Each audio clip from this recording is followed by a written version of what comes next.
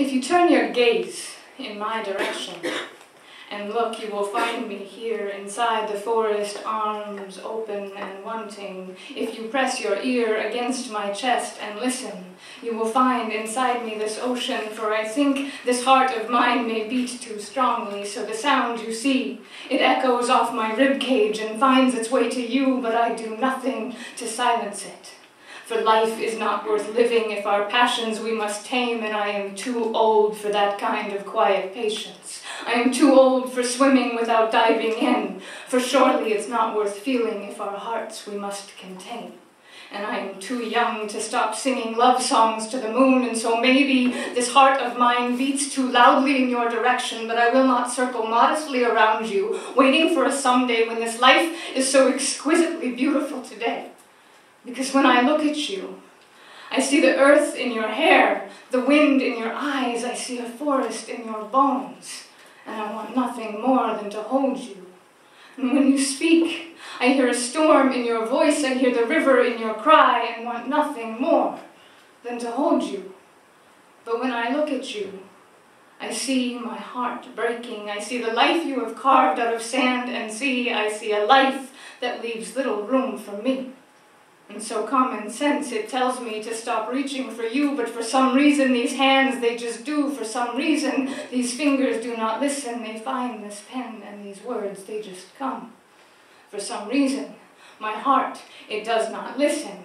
But maybe I have never held common sense too closely in this heart because it gets in the way of dreaming, and common sense, it is what says nothing can ever come of us. It says the distance is more than miles and is too great, and so common sense, it tells me it's safer not to feel too deeply.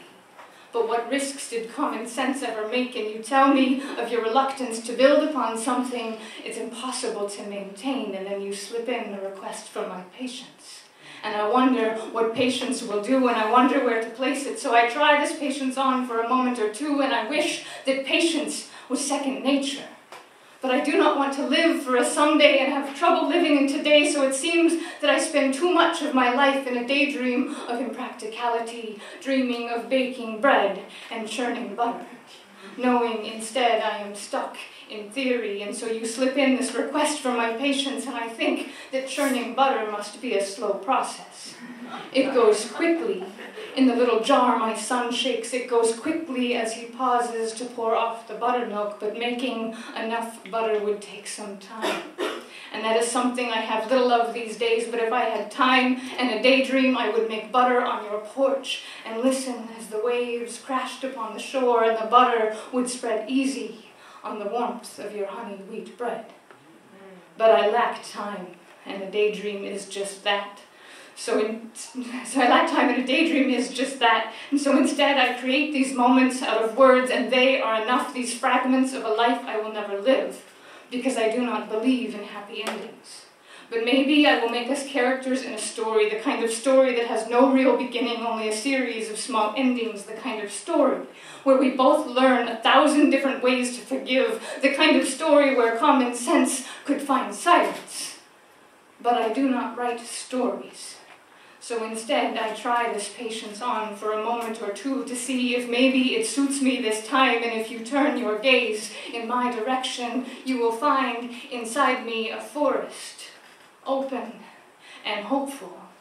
If you press your ear against my chest and listen, you will find inside me this ocean, for this heart of mine beats so strongly with wanting that the sound you see, it crashes off my ribcage and finds its way to you.